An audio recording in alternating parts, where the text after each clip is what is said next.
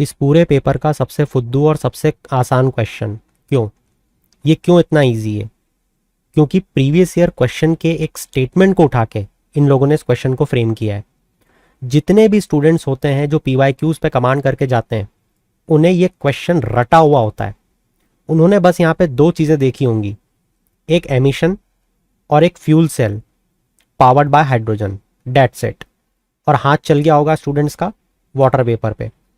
कौन सा क्वेश्चन था प्रीवियस ईयर का? Let me show you. और ये दिखाना इसलिए ज़रूरी है कि जब भी मैं स्टूडेंट्स को रिपीटेटिव मैनर में एक ही टाइप के क्वेश्चंस को बार बार रिपीट करके घुमा घुमा के पूछने की कोशिश करता हूँ, तो आप में से बहुत सारे लोग बोर हो जाते हो कि अरे क्या एक ही बात पूछते रहता है घुमा घुमा के। मैं आपको मल्टीपल टाइम में बता चुका हूँ, प्रीलिम्स 2019 का क्वेश्चन देख लो। ये क्वेश्चन पूछा गया था प्रीलिम्स 2015 से। यूपीएससी सिविल सर्विस प्रीलिम्स 2015 के इस क्वेश्चन को देखो ध्यान से, क्या पूछा था उसने। With reference to fuel cells in which hydrogen rich fuel and oxygen are used to generate electricity, consider the following statement। पहला ऑप्शन पढ़ो। If pure hydrogen is used as a fuel, the fuel cell emits heat and water as byproduct।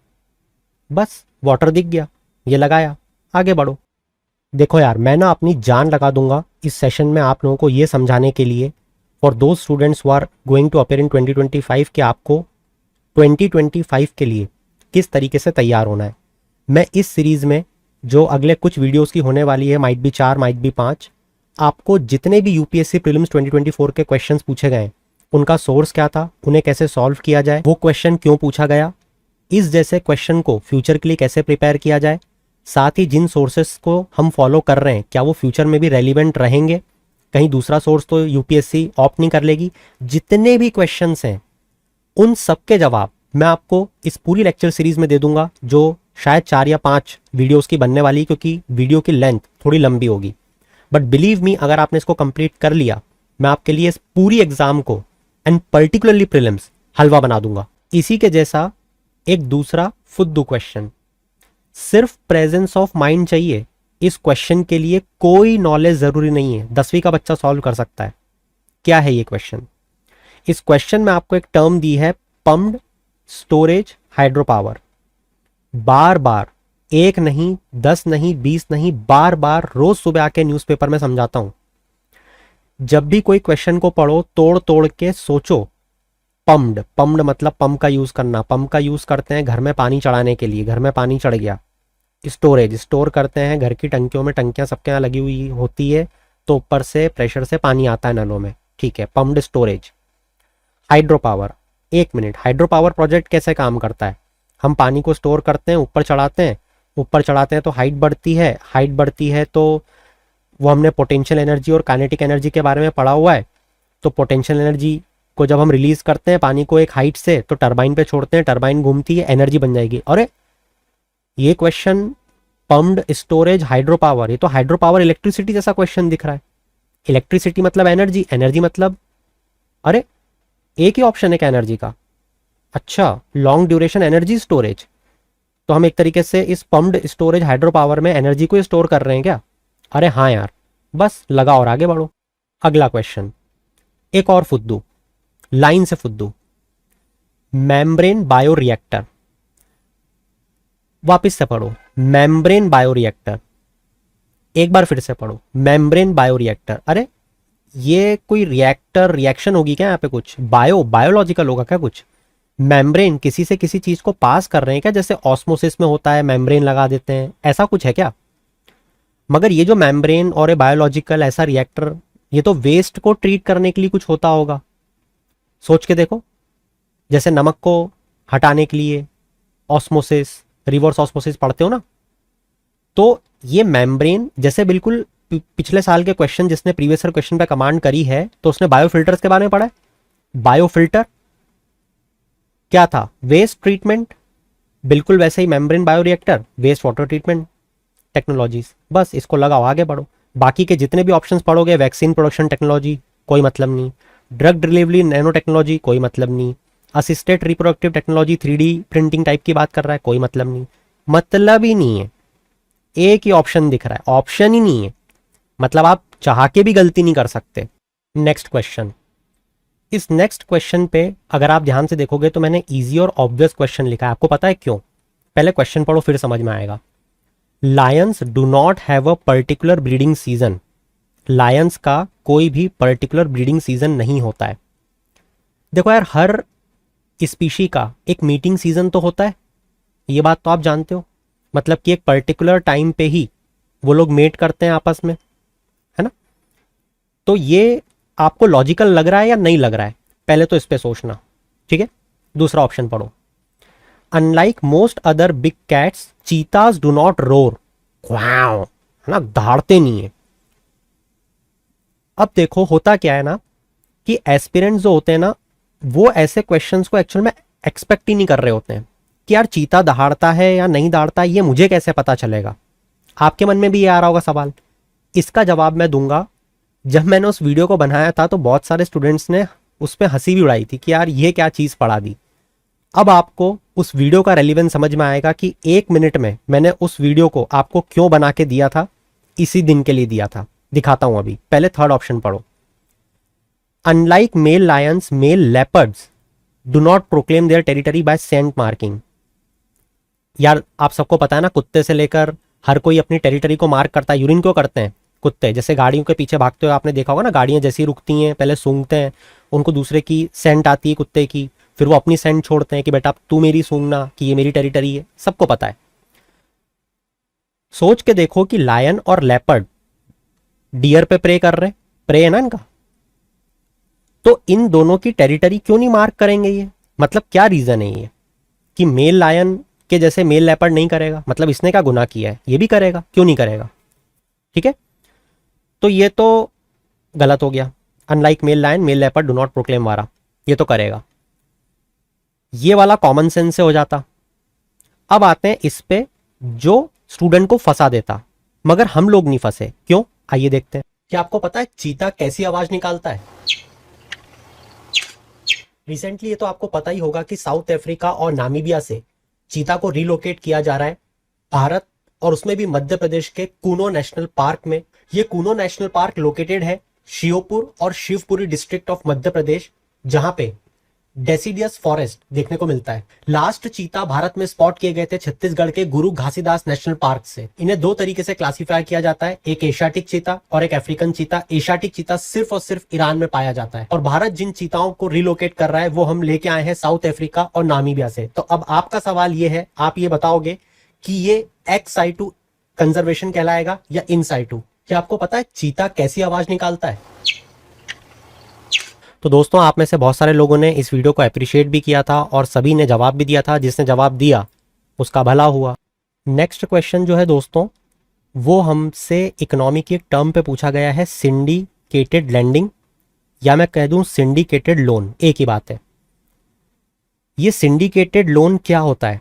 अगर आपको ये पता है तो आप इन दोनों ऑप्शन को बिल्कुल ईजिली केक वॉक की तरह अटेम्प्ट कर लोगे। मगर मुद्दा यह है कि आपको यहां पे दो तरीके के कॉन्सेप्ट क्लियर होने चाहिए। पहला, सिंडिकेटेड लोन या सिंडिकेटेड लैंडिंग दोनों एक ही चीज है, एक कॉन्सेप्ट ये पता होना चाहिए। और दूसरा एक हिडन कॉन्सेप्ट है जो मेजॉरिटी ऑफ द स्टूडेंट को अभी भी नहीं पता होगा, वो है क्रेडिट लाइन। अगर ये दो चीजें आपको पता है तभी आप इस क्वेश्चन को कर सकते हो, और अगर पता है तो बहुत ही आसानी से कर सकते हो। अब देखो स्टेटमेंट 1 क्या बोल रहा है कि सिंडिकेटेड लैंडिंग जो होती है, मतलब जो बहुत सारी बैंक मिलकर देती है, it spreads the risk of borrower default across multiple lender. Of course सी बात है यार, अगर एक जने से लोन लूंगा और मैं डूब गया, मैं पैसे नहीं दे पाया, डिफॉल्ट हो गया, तो बेचारा अकेला मरेगा। मगर मैंने उस जैसे 10 लोगों से पैसा लिया है और मैं डूब गया, तो वो 10 में पैसा डिवाइड हो जाएगा, कम कम डूबेंगे। चलो ये तो कर लोगे अगर ये सिंडिकेटेड लैंडिंग या सिंडिकेटेड लोन का मतलब पता है। तो सेकंड ऑप्शन कैसे करोगे? क्योंकि वहां पे वो बोल रहा है कि ये जो सिंडिकेटेड लोन है, सेकंड स्टेटमेंट बोल रहा है कि जो सिंडिकेटेड लोन होता है, जो मल्टीपल प्लेयर्स देंगे, ये एक फिक्स्ड अमाउंट होता है या एक लमसम अमाउंट फंड होता है, मगर ये क्रेडिट लाइन नहीं हो सकता। हाँ, अब जिसको क्रेडिट लाइन का मतलब पता है टुकड़ों में, वो इस क्वेश्चन को सॉल्व कर लेगा। तो अब मैं आपको दो चमत्कारी वीडियो दिखाने वाला हूं, बहुत ध्यान से देखना। मजे की बात यह है, मुझे ऐसा लग रहा है उस शॉर्ट को देख के ये क्वेश्चन पिक कर लिया गया। Just to be on a funnier side, वो मेरे वीडियोस नहीं देखते हैं यूपीएससी वाले। मैंने 2 मिनट में 1 मिनट के यूट्यूब शॉर्ट वीडियो में सिंडिकेटेड लोन का मतलब समझाया है, स्पेसिफिकली एग्जैक्ट वर्ड समझाए, एग्जैक्ट वर्ड। और दूसरे यूट्यूब शॉर्ट 1 मिनट के वीडियो में आपको क्रेडिट लाइन समझाया है। दोनों वीडियो देख के हम इस क्वेश्चन को सॉल्व करेंगे। इस क्वेश्चन के जो स्टेटमेंट है वो कुछ इस तरीके से है। स्टेटमेंट 1 स्टेटमेंट 2 करेक्ट है, statement 2 explain statement 1, statement 1 statement 2 correct है but statement 2 does not explain statement 1, या इन दोनों स्टेटमेंट में से कोई स्टेटमेंट इनकरेक्ट है। आंसर आप बताओगे, लॉजिक मैं सिखाऊंगा, ठीक है, ये हमारे बीच की डील है। तो मैं आपको लेके चल रहा हूं वीडियोस पे, क्वेश्चन में समझा चुका हूं। क्रेडिट लाइन का मतलब समझते ही आप इस क्वेश्चन की जो की है, चाबी है, उसको ले लोगे। ताला खोलना आपका काम है। So do mention answer in the chat section. ये सिंडिकेट लोन क्या होता है, इससे पहले जानने की कोशिश करते हैं कि सिंडिकेट ही क्या होता है। दोस्तों, जितनी भी आपने पॉलिटिकल पार्टीज देखी है ना, इसमें एक सिंडिकेट मेंबर का ग्रुप होता है।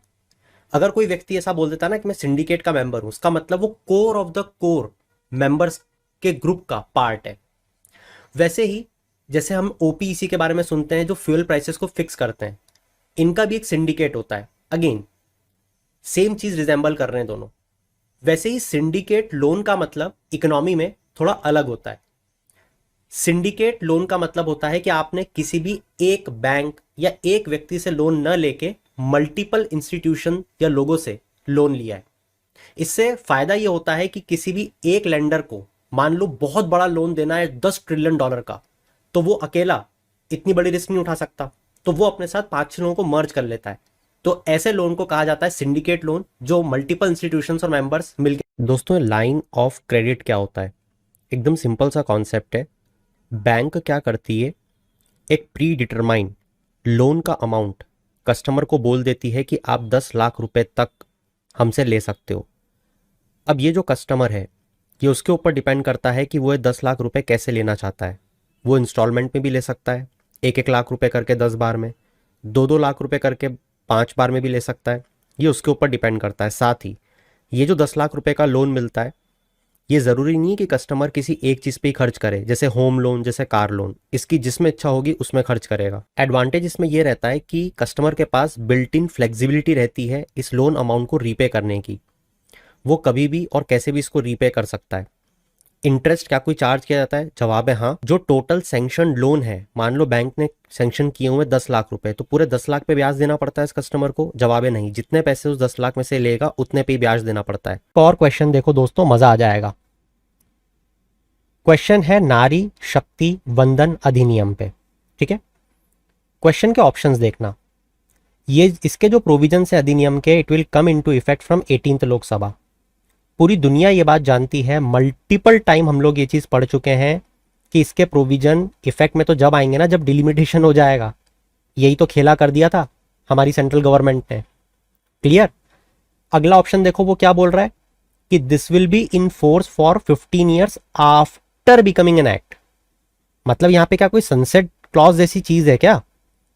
और तीसरा ऑप्शन देखो, there are provisions for the reservation of seats for SC women within the quota reserve for एससीज। बिल्कुल ठीक बात है, 2 and 3 would be the correct answer. मगर ये हमने पढ़ा कैसे था, और वो भी सिर्फ 1 मिनट में। चमत्कारी तो वो चीज हो गई। चलो मैं दिखाता हूं आप लोगों को यूट्यूब शॉर्ट का एक वीडियो। सरकार ने 128th कॉन्स्टिट्यूशनल अमेंडमेंट बिल को लाके 106 कॉन्स्टिट्यूशनल अमेंडमेंट एक्ट पास किया, जिसमें वुमेन को 33% रिजर्वेशन दिया गया लोकसभा में, स्टेट लेवल पे लेजिस्लेटिव असेंबली में और यूनियन टेरिटरी ऑफ दिल्ली में। और इस चीज को करने के लिए 239 AA जो स्पेशल स्टेटस देता है दिल्ली को, इसे अमेंड किया गया। लोकसभा में लाने के लिए 330 A आर्टिकल को इंसर्ट किया गया, और लेजिस्लेटिव असेंबली में लाने के लिए 332 A आर्टिकल को इंसर्ट किया गया। इसी रिजर्वेशन में 1/3 रिजर्वेशन एससी और एसटी की वुमेन को दिया जाता है। ये जो बात है 33% रिजर्वेशन की, ये सिर्फ 15 साल तक लागू होगी। उसके आगे अगर एक्सटेंड करना है तो पार्लियामेंट को फिर से कानून बनाना पड़ेगा। और बात करें लोकल गवर्नमेंट की, तो उसमें तो आर्टिकल 243D के अंतर्गत 33% रिजर्वेशन वुमेन को पहले से ही था, जिसमें 1/3 एससी और 1/3 एसटी वुमेन को मिलता है। ये एक्ट डीलिमिटेशन प्रोसेस होने के बाद में लागू होगा, ये बताया गया है आर्टिकल 334A में। आपको इस बिल की क्या अच्छाई और बुराई लगती है, कॉमेंट सेक्शन में जरूर बताना। क्वेश्चन जो बात कर रहा है स्ट्रक्चर ऑफ एटमॉस्फेयर के बारे में, और स्पेसिफिकली ट्रोपोस्फेयर के बारे में। ये जो क्वेश्चन है, ये क्वेश्चन डायरेक्टली आप एनसीईआरटी से सॉल्व कर सकते हो। वर्बैटिज्म एनसीईआरटी में क्वेश्चन दिया हुआ है, इसीलिए इस क्वेश्चन को I will put on easier note. Question में स्टेटमेंट 1 दिया हुआ है जहाँ पे ये बताया है कि ट्रोपोस्फेयर की जो थिकनेस है इक्वेटर पे वो ज़्यादा होती है एज़ कम्पेयर टू पोल। तो अगर मैं ये अर्थ बना दूँ तो वो यहाँ इक्वेटर पे और यहाँ पोल पे आपसे ट्रोपोस्फेयर की थिकनेस को पूछना चाह रहा था। स्टेटमेंट 2 यहाँ पे बात करता है एट द इक्वेटर हीट जो होती है वो ट्रांसपोर्ट होती है to greater heights by strong convectional currents. मतलब कि इस क्वेश्चन को आप सॉल्व नहीं कर पाते अगर आपको यहाँ पे 2 बेसिक कॉन्सेप्ट्स क्लियर नहीं है। तो पहला, ट्रोपोस्फेयर की थिकनेस क्या इक्वेटर और पोल्स पे डिफर करती है, और उसका कारण कि ये कन्वेक्शनल करंट्स कैसे बिहेव करते हैं। अब मुद्दा ये है कि इस क्वेश्चन को सॉल्व करने के लिए एनसीईआरटी पढ़ना ज़रूरी है, ये तो हमने समझ लिया, मगर एनसीईआरटी को किस तरीके से समराइज करें कि कम से कम समय में हम इस क्वेश्चन को सॉल्व कर पाते। आप सब भी यही सोच रहे होगे, right? Let me give you a solution. तो देखो दोस्तों, ये है 12 मिनट का video on the structure of atmosphere, जहाँ पे हमने जितनी भी एटमॉस्फेयर की लेयर्स होती हैं, ट्रोपोस्ट्रेटो, मीसो, ओजोनो, आयनो, उन सबको पढ़ा था। इस मास्टर वीडियो को अगर आपने देखा होता तो ये क्वेश्चन आपके लिए हलवा था। आइए देखते हैं कैसे। की बात कर रहे हैं तो पोल्स पे ये ट्रोपोस्फेयर की जो लेंथ है वो 8 किलोमीटर होती है। वहीं अगर मैं इक्वेटर की तरफ देखूं तो ये बढ़ के कितनी दिखा रहा है नीचे, 18 किलोमीटर। ऐसा कैसे पॉसिबल है कि पोल्स पे 8 किलोमीटर रहेगी और इक्वेटर पे 18 किलोमीटर? ये इस कारण से होता है दोस्तों, ध्यान से देखिए, आपको जो इंसोलेशन सन रेज मिलती है वो इक्वेटर पे ज्यादा मिलती है या पोल्स पे ज्यादा मिलती है? यू मस्ट नो कि इक्वेटर पे मैक्सिमम इंसोलेशन हमको रिसीव होता है, पोल्स पे हमको स्लांटिंग सनरेज रिसीव होती हैं। तो अब आप समझ गए होंगे कि जब इंसोलेशन यहां पे सबसे ज्यादा रिसीव हो रहा है तो हीट कहां से सबसे ज्यादा निकलेगी, पोल्स से कि इक्वेटर से? ऑब्वियसली इक्वेटर से। इक्वेटर से सबसे ज्यादा हीट निकली, ये कन्वेक्शनल करंट पैदा करती है। तो जब हीट निकलेगी, कन्वेक्शनल करंट पैदा करेगी, तो एटमॉस्फेयर जो है वो ज्यादा ऊपर तक जाएगा। इसी कारण से यहां पे 18 किलोमीटर तक देखने को मिलती है और यहां पे सिर्फ 8 किलोमीटर तक देखने को मिलती है। आई होप आपको बहुत अच्छे से क्लियर हुआ होगा। बस अगर आपको इतनी चीज समझ में आ गई तो ये दोनों ऑप्शन आपको साफ साफ तौर पे मैंने आप लोगों को समझाए थे। तो अगर आपने चीज समझ ली तो अब मैं आपसे एक्सपेक्ट करूंगा कि इसका सही आंसर क्या होगा वो आप मुझे बताओगे। क्या स्टेटमेंट 1 और स्टेटमेंट 2 दोनों सही हैं या इनमें से कोई गलत है? और अगर दोनों सही हैं तो क्या statement 2 is the correct explanation of statement 1? ये आप मुझे नीचे चैट सेक्शन में ज़रूर बताओगे। नेक्स्ट क्वेश्चन की बात करें जो कि मैपिंग पे बेस्ड है। ये एक फैक्चुअल क्वेश्चन है जहाँ पे हमसे पूछा गया है 2 लार्जेस्ट कोको प्रोड्यूसर के बारे में बताना है वर्ल्ड में। मगर मुद्दा ये है कि हम इस क्वेश्चन को एग्ज़ाम के पहले किस तरीके से पढ़ के जाते। उसका जवाब ये है कि अफ्रीका जो रीजन है वो लगातार न्यूज़ में चल रहा है। अफ्रीका रीजन की मैपिंग, उसमें जो स्पेशलिटी है जितने भी रीजन्स की, वो हमें पढ़ना था। इस पर्टिकुलर यूपीएससी प्रीलिम्स 2024 में अफ्रीका से लेकर हमें मल्टीपल क्वेश्चंस देखने को मिले, जैसे मिलिट्री कू, जैसे मिनरल्स और जैसे यहाँ पे कोको प्रोड्यूसर के बारे में। तो इस क्वेश्चन को हमने कैसे डिस्कस किया था एग्जाम के पहले, आइए उसे देखते हैं। तो देखो दोस्तों, ये हमारे वर्ल्ड मैप का, अफ्रीका मैपिंग का मास्टर वीडियो है। इस मास्टर वीडियो को सारे स्टूडेंट्स ने कवर किया था। मैं तो सिर्फ आपको दिखाने के लिए ये बता रहा हूँ कि हमने इसको डिस्कस किया था। 3 साल पुराना वीडियो है, ये अगले 3 साल भी उतना ही रेलिवेंट होने वाला है जितना ये आज है। देखते हैं हमने इस पर्टिकुलर क्वेश्चन को कैसे डिस्कस किया था। इसके बाद जो नेक्स्ट कंट्री है वो है घाना। घाना एक बहुत ही इंपॉर्टेंट कंट्री है क्योंकि ये फेमस है कोको के लिए। ब्राजील, घाना, ये कुछ कंट्रीज हैं जो कोको के लिए बहुत ज्यादा फेमस है। ये आपसे पूछा जा सकता है। तो इस वीडियो के थ्रू मैं आपको समझाना ये चाह रहा था कि अगर आप लोग अफ्रीका की मैपिंग बहुत अच्छे से करोगे इस HD माइंड मैप के थ्रू, तो आपका कोई भी question in near future also, क्योंकि ये मास्टर वीडियोज़ हैं, वो नहीं छूटेगा। तो इन मास्टर वीडियोज़ को, जो कि सारे कॉन्टिनेंट पे बन चुके हैं, be it North America, South America, भी हो सकता है अगली बार नॉर्थ अमेरिका और साउथ अमेरिका पे क्वेश्चन आए, तो उनको आप ज़रूर कंप्लीट कर लेना। इसके बाद अगर नेक्स्ट क्वेश्चन पे बात करें जिसमें हमसे वॉल्केनिक इरप्शंस के बारे में पूछा जा रहा है। अब ऐसा कौन सा स्टूडेंट होता है यूपीएससी का जो ज्योग्राफी पढ़ रहा हो, क्योंकि ऑफकोर्स सी बात है अगर वो यूपीएससी की तैयारी कर रहा है तो ज्योग्राफी पढ़ रहा होगा, और ज्योग्राफी पढ़ रहा है तो उसने वॉल्केनो के बारे में ना पढ़ा हो, और वॉल्केनो के बारे में पढ़ा है तो उसने मैग्मा और लावा के बारे में ना पढ़ा हो, मैग्मा लावा के बारे में पढ़ा है तो उसने ये ना पढ़ा हो कि जब लावा बाहर आता है तो कितने सारे मटेरियल उसके साथ बाहर आते हैं। हाँ, यहाँ पे ash dust, nitrogen compound, sulphur compound, ये तो वो लगा लेगा, मगर वो शायद यहाँ पे अटक सकता है कि ये पायरोक्लास्टिक डेब्रिस क्या होता है। अब ये न्यूज़ में क्यों था और आपसे क्वेश्चन क्यों पूछा गया, आप जानते हो? क्योंकि लगातार आपने वॉल्केनो फटने की न्यूज़ पढ़ी है, हम लोगों ने वॉल्केनो की मैपिंग भी की थी, मगर वो अलग बात है। वहाँ पे हमने पायरोक्लास्टिक डेब्रिस की उड़ने की बहुत बार खबर सुनी, इसलिए उन्होंने हमसे क्वेश्चन पूछा। अब हमने इस टॉपिक को कहाँ पढ़ा और इस टॉपिक को कैसे पढ़ा जाता है, सबसे पहले मैं आपको वो दिखाता हूँ। तो देखो, ये जो टॉपिक है ये वॉल्केनिक लैंडफॉर्म का टॉपिक है। इसमें हम बेसिक, एसिड, इन सब के बारे में पढ़ते हैं, इंट्रूसिव, एक्सट्रूसिव, ये सब चीज़ें, ठीक है। ऑफकोर्स ही बात है कि यहाँ पे लावा, ऐश, पायरोक्लास्टिक मटेरियल, इन सब के बारे में भी पढ़ा जाता है और जितनी भी हार्मफुल गैसेस रिलीज होती हैं उन सब के बारे में भी हम लोग पढ़ते हैं। But also we have specifically read about the pyroclastic flow और सर्ज, जहाँ पे हॉट ऐश, लावा, डस्ट और पॉइजनस गैसेस के बारे में हमने पढ़ा था। और इसे स्पेसिफिकली पढ़ते हुए हमने इस पूरे क्वेश्चन को ऑलरेडी सॉल्व कर लिया था एग्जाम से पहले। ये है दोस्तों वो वॉल्केनिक लैंडफॉर्म्स का मास्टर वीडियो जहाँ पे हमने पायरोक्लास्टिक डेब्रिस और बाकी हार्मफुल गैसेस के बारे में बात की थी।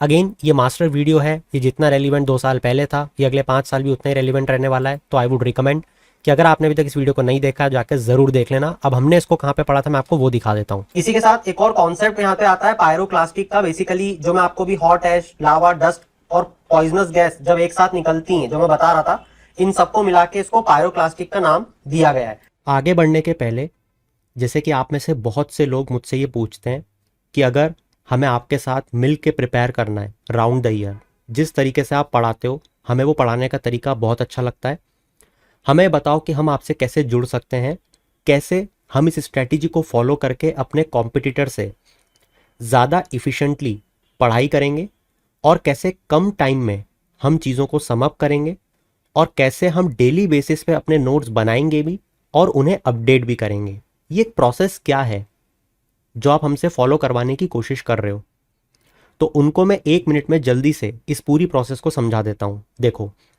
ये जो पूरा खेल है, जितने भी आप माइंड मैप्स देख रहे हो या देखते हो, ये सारे एचडी माइंड मैप्स काम करते हैं as short notes for us, जिसे हम आखिरी टाइम के लिए डिज़ाइन करते हैं throughout the year, daily basis पे। ये जो एचडी माइंड मैप है, जब हम हर टॉपिक का एक बार क्रिएट करते हैं, जो क्रिएट किया जाता है अलग अलग सोर्सेस से, जैसे अलग अलग newspaper, the Hindu, Indian Express, Business Standard, PIB and also some magazines. एक बार एक टॉपिक का जब माइंड मैप क्रिएट हो जाता है और वो माइंड मैप इस तरीके से बनाया जाता है जिससे प्री के सारे सवाल हम हल कर पाएं और मेंस का एक बहुत प्यारा मॉडल आंसर हम लोग लिख पाएं, बस हमारा काम खत्म हो जाता है। एक बार अगर माइंड मैप बन गया, उसके बाद जब भी न्यूज़पेपर में वो आर्टिकल आता है, हम अपने माइंड मैप को खोलते हैं, उससे उसे कंपेयर करते हैं। अगर न्यूज़पेपर के आर्टिकल में कोई नई चीज़ या ऐसी चीज़ आई है जो हमारे माइंड मैप में नहीं है, कोई नई अपडेशन आई है, तो हम उसे वहाँ पे लिख लेते हैं छोटी सी लाइन में और हमारा पूरा टॉपिक रिवाइज भी हो जाता है और अपडेट भी हो जाता है। न्यूज़पेपर का न्यूज़पेपर पढ़ना हो जाता है। और सिर्फ न्यूज़पेपर ही नहीं, भले ही वो PT 365 हो या भले ही वो मंथली मैगजीन हो, टॉपिक देखा, उसमें अपडेट किया और आगे बढ़े। इस तरीके से हम डेली बेसिस पे अपनी चीज़ों को अपडेट करते हैं और हमेशा हम प्री और मेंस के लिए तैयार रहते हैं। इसका फ़ायदा ये होता है कि हमें आखिरी टाइम पे जो बाकी एस्पिरेंट्स भागेंगे हमारे कॉम्पिटिटर इधर उधर, हमको कहीं भी नहीं भागना पड़ता। हम हर वक्त तैयार होते हैं एग्जाम को देने के लिए। तो ये जो स्मार्ट वर्क की स्ट्रेटेजी है, ये मैं आप लोगों के लिए मेहनत करके दे रहा हूँ, क्योंकि इसमें बहुत रिसर्च लगती है माइंड मैप्स को बनाने में, इसके इलेबोरेटिव वीडियोस डिलीवर करने में। आपका हार्डवर्क सिर्फ ये है कि आपको इन चीज़ों को फॉलो करना है। तो अब अगर आप इस चीज़ से जुड़ना चाहते हो तो मैं आपको सजेस्ट करूँगा www.buddhiacademy BUDDHIACADEMY पे जाके आप कोर्सेज को एनरोल कर सकते हो। अब इस पूरी चीज़ को जानने समझने के लिए, ये देखने के लिए कि ये चीज़ आपके लिए बनी है या नहीं, मैं आप सबको एक चीज़ सजेस्ट करूँगा, टेलीग्राम चैनल पे जाके देखो, जितने भी माइंड मैप्स हम लोगों ने बनाए हैं वो सब वहाँ पे अवेलेबल हैं। तो आप सब जाओ, टेलीग्राम चैनल को खोलो, वहाँ पे माइंड मैप्स को देखो। अगर आपको लगता है कि ये स्ट्रेटेजी आपके लिए बनी है, आप आपके कॉम्पिटिटर को बीट कर सकते हो स्ट्रेटेजी को फॉलो करके, then do enrol in both the courses, that is Indian economy and current affair. You will be benefited a lot. इसके बाद में दोस्तों एक और थोड़ा कॉमन सेंस का क्वेश्चन देख लेते हैं, है ना। देखो इस क्वेश्चन को बहुत ध्यान से देखो। India does not import apples from the USA. मतलब इतने फालतू हैं क्या वो लोग कि ये चीज़ देखने जाएंगे कि यूएसए से हम लोग इंपोर्ट कर रहे हैं एप्पल या नहीं कर रहे हैं। या दूसरे सेंस में समझाने की कोशिश करता हूँ, क्या इंडिया एप्पल को इंपोर्ट नहीं करता होगा कि यूएसए से? मतलब ये कैसा एब्सर्ड पॉइंट नहीं लग रहा आपको कि संतरे हम मेडिटेरेनियन कंट्री से नहीं मंगवाते हैं, कुछ इस टाइप की चीज़। मतलब ये वेग चीज़ लग रही है, देख के लग रहा है। स्टेटमेंट 2 पढ़ो। In India the law prohibits the import of genetically modified food without the approval of the competent authority. क्या आपको बट ऑब्वियस पॉइंट नहीं लग रहा है क्या कि भारत में कानून तो ऐसा होता ही होगा ना, जहां पे जेनेटिकली मॉडिफाइड फूड जो है वो विदाउट अप्रूवल, जो हमारी कॉम्पिटिंग अथॉरिटी है उसके बिना, उसकी परमिशन के बिना भारत में ना आ पाए। क्योंकि अगर ऐसा हो रहा है तो हम हमारी जेनेटिकली मॉडिफाइड क्रॉप को परमिशन ही दे देंगे सबको, ब्रिंजल को दे दिया, सबको दे देंगे हम तो लाइन से। सोच के देखो, तो ये बट ऑब्वियस स्टेटमेंट है और ये बिल्कुल ही फर्जी स्टेटमेंट है। तो क्या आपको नहीं लगता कि स्टेटमेंट 1 इनकरेक्ट होना चाहिए, स्टेटमेंट 2 करेक्ट होना चाहिए? तो इजियर क्वेश्चन, ठीक है। पॉलिटी के तो महा इजी क्वेश्चन आए, महा इजी। इस क्वेश्चन को देखो। स्पीकर पे क्वेश्चन आना डेल श्योर था। मल्टीपल टाइम, न जाने कितनी बार हम लोगों ने स्पीकर पे डिस्कशन किया with reference to the speaker of the Lok Sabha consider the following statement. क्या बोल रहा है?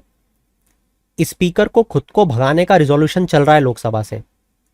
इसमें क्या क्या चीजें होंगी?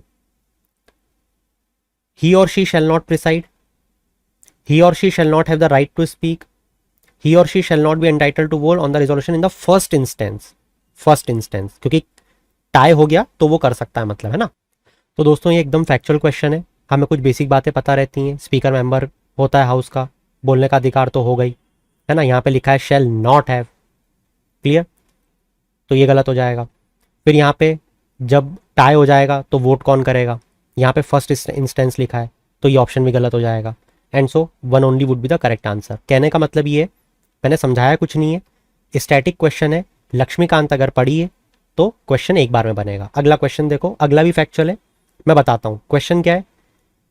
लोकसभा में अगर बिल पेंडिंग है तो वो लैप्स हो जाएगा अगर वो डिसॉल्व हो गई तो। दूसरा, बिल पास हो गया लोकसभा से, पेंडिंग है राज्यसभा में, वो लैप्स हो जाएगा अगर लोकसभा इस केस में डिसॉल्व हो जाती है तो। तीसरा, अ bill in regard to which the President of India notified his or her intention to summon the House to a joint sitting lapses on the dissolution of Lok Sabha। मतलब कि president साहब ने पहली इच्छा जता दी थी, नोटिफाई भी कर दिया था कि मैं जॉइंट सिटिंग बुलाऊंगा बिल पे, और उतने में पता चला लोकसभा डिसॉल्व हो गई, तो उस बिल का क्या होगा? कहने का मतलब है बिल किस केस में लैप्स होता है उस पर क्वेश्चन पूछा गया है। तो हम लोगों ने, आपको पता होगा कि जब हम पॉलिटी पढ़ रहे थे तो हमने स्पेसिफिकली इसकी एक लिस्ट बनाई हुई है, lapsing of bills in parliament. Bill pending है लोकसभा में, it lapses whether originating in Lok Sabha और transmitted to it by Rajya Sabha. अब bill pass by Lok Sabha but pending in Rajya Sabha, ये भी lapse. A bill not pass by 2 houses due to disagreement and if the president has notified, मैं joint sitting बुलाऊंगा, वो does not lapse. तो कहने का मतलब है कि एक स्टैटिक क्वेश्चन था, ये आप सबसे बन गया होगा, हर किसी से ये क्वेश्चन बन जाता है। 1 and 2 would be the correct answer. ये गलत है, अभी हमने प्रेसिडेंट वाला देखा। नेक्स्ट क्वेश्चन वैसे पॉलिटी का नहीं, इकोनॉमी में आएगा, पॉलिटी में भी आ सकता है। खैर, digital India land record modernisation programme. देखो ये जो पर्टिकुलर क्वेश्चन है, ये क्वेश्चन पूछा क्यों गया, पहले तो ये पूछो अपने आप से। जवाब है लैंड रिफॉर्म्स पे क्वेश्चन पूछा गया है। लैंड रिफॉर्म्स में हम क्या क्या चीजें पढ़ते हैं? तो लैंड रिफॉर्म्स में हम ये पढ़ते हैं कि प्री इंडिपेंडेंस में लैंड रिफॉर्म्स क्यों नहीं हुए, किस तरीके से जमींदारी जागीरदारी सेटलमेंट सिस्टम के थ्रू फर्टिलिटी खत्म हुई, लैंड रिफॉर्म जब लाए तो कौन कौन से मेन कंपोनेंट थे, वो क्यों फेल हुए, कौन सी कमेटी के द्वारा उसे बताया गया था। और फिर हम पढ़ते हैं डिजिटाइजेशन ऑफ लैंड रिकॉर्ड, जहां पे हमने 2008 में digital India land record modernisation programme के बारे में पढ़ा है, जो कि सेंट्रल सेक्टर स्कीम है, 100% बाय सेंटर, जो कि किया जा रहा है to computerise all land record, digitise किया जा रहा है मैप्स को, और सर्वे के थ्रू अपडेट किया जा रहा है सेटलमेंट रिकॉर्ड को। यहाँ पे एक ऑब्जेक्टिव इसका ये भी है जो हमने पढ़ा था कि हम लोग दूसरी लैंग्वेजेस में, जो कि एक कॉमन सेंस भी, देखो अगर आपको इसका बेसिक कॉन्सेप्ट भी पता है ना कि हम लोग इस चीज को क्यों ला रहे हैं, तो पहले के 2 ऑप्शन तो आपके स्टैटिक एक बार में बन गए। तीसरा ये बात कॉमन सेंस है कि यहां पे जो भी रिकॉर्ड है इस भूमि का, इसे हम क्या लोकल लैंग्वेज में ट्रांसलेटेड करवाना चाह रहे हैं, जो भी हमारे संविधान में शेड्यूल लैंग्वेज मेंशन्ड है। हाँ, क्योंकि उसे पढ़ पाने में हमने बार बार ये चीज पढ़ी है, लैंड रिफॉर्म्स में बहुत ज्यादा प्रॉब्लम आती है। तो अगर लैंड रिफॉर्म में हमारे इतने बेसिक कॉन्सेप्ट क्लियर हैं तो हमसे क्वेश्चन बनना चाहिए। और सिर्फ इतना ही नहीं, मैं तो आपको ये भी बताऊंगा कि हो सकता है अगली बार आपसे unique land parcel identification number पे क्वेश्चन पूछा जाए, हो सकता है आपसे स्वामित्व स्पीइंग पे क्वेश्चन पूछा जाए, हो सकता है आपसे कंक्लूसिव लैंड टाइटलिंग पे क्वेश्चन पूछा जाए। तो आपको इन सब चीजों के लिए तैयार होना है। मैं जब भी क्लास में लैंड बैंक के बारे में पूछता हूं, मेजॉरिटी ऑफ द स्टूडेंट्स को इसके बारे में पता ही नहीं होता।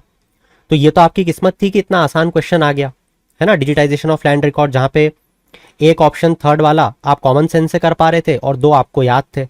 बट हर बार ऐसा नहीं होगा, तो you must have to be prepare for the tougher paper. इसके बाद दोस्तों एक और आसान सा क्वेश्चन यहां पे पूछा हुआ है, डिलिमिटेशन कितनी बार कॉन्स्टिट्यूट की गई है टिल दिसंबर 2023। अब यहाँ पे स्टूडेंट को एक डाउट आ सकता है कि यहाँ पे जम्मू एंड कश्मीर के लिए जो डिलिमिटेशन कमीशन को फॉर्म किया गया है, क्या उसको भी संज्ञान में लेना है? अगर ये क्वेश्चन दिमाग में आया तो भी एलिमिनेट हो जाएगा अपने आप ही। सोचो कैसे? वो ऐसे हो जाएगा क्योंकि जब हमने डिलिमिटेशन के बारे में पढ़ा था, हमने इसके बारे में मल्टीपल चीजें पढ़ी हैं, राइट? हमने मेंस के क्वेश्चन को भी देखा था, मगर हमने यहाँ पे ये भी देखा था कि इसे कॉन्स्टिट्यूट किया गया था 52, 62, 72, 2002। हमने इसको ऐसे ही रटा था, याद करो, 52, 62, 72, 2002। तो यहां पे हम देख रहे हैं कि 4 बार किया जा चुका है। तो ऑप्शन अगर आप देखोगे तो कहीं पे भी 5 दिया है क्या? नहीं, तो 4 लगा और आगे बढ़ो। ठीक है, अगला क्वेश्चन, 71st कॉन्स्टिट्यूशन अमेंडमेंट 1992 के थ्रू जो 8th शेड्यूल लैंग्वेज में अमेंडमेंट किया गया, उसमें कौन कौन सी लैंग्वेज को ऐड किया गया? ठीक है, एकदम ही फैक्चुअल क्वेश्चन है, मगर ये क्वेश्चन पूछा क्यों गया आपको क्या ये पता है? तो ये क्वेश्चन पूछा गया था वन नेशन वन लैंग्वेज के कारण। आप जानते हो नॉर्थ और साउथ में पूरी तरीके से डिवाइड हो रहा है, बार बार होम मिनिस्टर हो, प्रधानमंत्री हो, अलग अलग बयानबाजी चल रही है। तो उसी बयानबाजी के कारण यहाँ पे आपसे पूछा गया था 71st कॉन्स्टिट्यूशन अमेंडमेंट 1992 के अंतर्गत कौन कौन सी लैंग्वेज को एड ऑन किया गया, जिसका जवाब आपके सामने। मैंने आपको न्यूज़पेपर पढ़ाते हुए मल्टीपल टाइम ये बताया था, फिर बता रहा हूँ, ऐसे क्वेश्चंस को सिर्फ और सिर्फ वही स्टूडेंट कर सकता है जिसने मल्टीपल टाइम चीज़ों को पढ़ा हो, रिवाइज करा हो। बाकी इस क्वेश्चन को कर पाना एक नॉर्मल एस्पिरेंट के लिए बहुत मुश्किल हो जाता है। तो हमें साफ तौर पे दिख रहा है कि एक है कोंकणी, एक है मणिपुरी और एक है नेपाली, और यही चीजें हमें 1, 2, 3 में देखने को मिल रही है, मैथिली नहीं है। सो 1, 2, 3 would be the correct answer. एक और क्वेश्चन देखो, कुछ क्वेश्चंस ट्रिकी भी हैं। यहाँ पे एक ट्रिकी क्वेश्चन को उठा के बताता हूं मैं। अब देखो यहाँ पे उन्होंने क्या बताया है, रेड सी जो है, बहुत ध्यान से सुनना, रेड सी जो है it receives very little precipitation in any form. आपको पता है इस क्वेश्चन को क्यों पूछा गया? सोच के देखो। क्या आपको पता है रेड सी के पास सऊदी अरेबिया आ जाएगा? क्या आपको पता है सऊदी अरेबिया न्यूज में था बहुत ज्यादा पानी के कारण? क्या आपको यह बात पता है कि वो सूखा रीजन है? क्या आपको यह बात पता है कि वो सूखा रीजन है तो रेड सी भी सूखा ही होगा? ये कनेक्ट करके क्वेश्चन बना दिया। मगर मुद्दा ये नहीं है, मुद्दा है इसका second option, no water enters the Red Sea from river, no water. क्या आपको नहीं लग रहा कि एक एक्सट्रीम स्टेटमेंट बना दिया? देखो मेरी बात बहुत ध्यान से समझना, अगर वो यहां पे ये लिखता नो मेजर रिवर या no major water from river enters the Red Sea from river, sorry, no major water from rivers enters the Red Sea, मतलब कि विशेष नदियों के द्वारा कोई पानी एंटर नहीं करता रेड सी में, वो बात बिल्कुल ठीक है, क्योंकि कोई भी प्रोमिनेंट नदी रेड सी में नहीं गिरती है। मगर कोई भी पानी एंटर ही नहीं होता है रिवर से। अरे कोई छोटी मोटी तो नदी होगी ही होगी। समझ रहे हो बात को? तो ये ऑप्शन गलत हो जाएगा और ये तो सही है। सो 1 only would be the correct answer. अब देखो नेक्स्ट क्वेश्चन जो है ना, वो तो मैं आपसे एक्सपेक्ट करूंगा कि आपको आता ही होगा। एकदम स्टैटिक है। देखो कॉन्स्टिट्यूशन जब पढ़ते हैं तो प्रियम्बल रटना होता है, पार्ट्स रटने होते हैं, स्केड्यूल रटने होते हैं, ये बेसिक चीज़ है ना। फंडामेंटल राइट के आर्टिकल रटने होते हैं और जो इंपॉर्टेंट आर्टिकल्स है 74 हो गया एक्सेट्रा। मैं एग्जांपल दे रहा हूँ। आप कोई बोले कि मेरे को मनी बिल का आर्टिकल ही नहीं पता है तो ऐसे तो कैसे काम चलेगा, राइट। तो बस यहाँ पे पार्ट दिए हैं और उस पार्ट में क्या है, जैसे पार्ट 9 है म्यूनिसिपैलिटी, 18 इमरजेंसी, 20 अमेंडमेंट, बस। तो ये तो आपको आना ही चाहिए, है ना। इसके बाद में दोस्तों एक ट्रिकी क्वेश्चन बताता हूँ आपको। अब आप में से भी बहुत सारे लोगों को कन्फ्यूजन जरूर होगा, मुझे पता है। नॉर्थ ईस्टर्न काउंसिल का एक क्वेश्चन आपको देखने को मिल रहा होगा। ये क्वेश्चन बोल रहा है कि नॉर्थ ईस्टर्न काउंसिल जो स्टैब्लिश हुई थी, नॉर्थ ईस्ट काउंसिल एक्ट 1971, उसमें अमेंडमेंट हुआ 2002 में। उसके अकॉर्डिंग इसकी काउंसिल में कौन कौन लोग होते हैं, ठीक है। जब मैंने अपने नोट्स को रेफर किया तो मैंने यहाँ पे ये पाया कि हम लोगों ने inter state council, zonal council और नॉर्थ ईस्टर्न काउंसिल को पढ़ा था, जहां पे हमने देखा था कि नॉर्थ ईस्टर्न काउंसिल का चेयरमैन यूनियन होम मिनिस्टर है। साथ ही नॉर्थ ईस्टर्न काउंसिल कंप्राइज करेगी गवर्नर को, सारे सीएम को वहां के स्टेट के, of all 8 north eastern states. तो अगर गवर्नर, सीएम और यूनियन होम मिनिस्टर को मैं उठा लूं अपने नोट से, तो गवर्नर हो गया, सीएम हो गया, होम मिनिस्टर हो गया, 1 2 4। एक ही ऑप्शन है 1 2 3 4, ये लगाना पड़ेगा, ठीक है। मगर इसमें कंफ्यूजन क्या है, कई सारी जगह पे आपको गवर्नमेंट की ही वेबसाइट पे ये देखने को मिलेगा कि ऑप्शन है 1 2 3, मतलब कि home minister x official chairperson नहीं होता। मगर गवर्नमेंट की ही वेबसाइट पे ये मेंशन है कि home minister x official chairperson होता है। मैंने इस फिगर को उठाया है इस मिनिस्ट्री से, मैं आप लोगों के साथ में लिंक भी शेयर कर दूंगा टेलीग्राम चैनल पे, आप जाके खुद से पढ़ लेना। तो मैंने यहां से उठाया है, इसलिए मेरे नोट्स में आपको जवाब मिलेगा 1 2 3 4। मगर ये भी बात भी सही है, मुझे कुछ स्टूडेंट्स ने लिंक भेजी है दूसरी ही गवर्नमेंट वेबसाइट की, तो अब देखना पड़ेगा कि यूपीएससी किस वेबसाइट को मानती है। तो दोस्तों मैं उम्मीद करूंगा कि इस पर्टिकुलर लेक्चर में आपने बहुत सारी चीज़ें सीखी होंगी, जो भी नए स्टूडेंट्स हैं और जिन्होंने भी इस साल मेरे साथ जुड़ के इस अटेम्प्ट को दिया है। ये उनके लिए कॉन्फिडेंस बूस्टर था कि किस तरीके से हमने साल भर जो तैयारी करी उससे डायरेक्ट क्वेश्चंस हमें देखने को मिल रहे हैं, भले वो यूट्यूब शॉर्ट्स हो, क्योंकि हमने बहुत बहुत ज़्यादा मेहनत करी। 1-1 मिनट के शॉर्ट्स बनाने में बहुत मेहनत लगती है दोस्तों, आप जानते हो। जितने भी हमने नोट्स बनाए वो सब आपके सामने और उसका रिजल्ट भी आपके सामने। तो फ्यूचर एस्पिरेंट्स के लिए भी एक मोटिवेशन होना चाहिए, जिन्होंने भी कोर्सेज को ज्वाइन किया है। स्पेसिफिकली उनके लिए मैं इन सेशंस को लेके आ रहा हूं ताकि आप चीज़ों को समझ पाओ कि हम कैसे कम टाइम में, देखो पढ़ा तो सब रहे, मगर मेरा ऑब्जेक्टिव है कम से कम टाइम में कैसे चीज़ों को पढ़ाया जाए और उससे एग्जैक्ट क्वेश्चंस बनाए जाएं। So that's it from my side for this particular video. मैं फ्यूचर में और भी ऐसे वीडियोस लाने वाला हूं। ऑफ कोर्स हम आगे के भी क्वेश्चंस को डिस्कस करने वाले हैं जो बचे हुए हैं। Stay tuned with me, will meet you soon, till then keep shining, have a good day.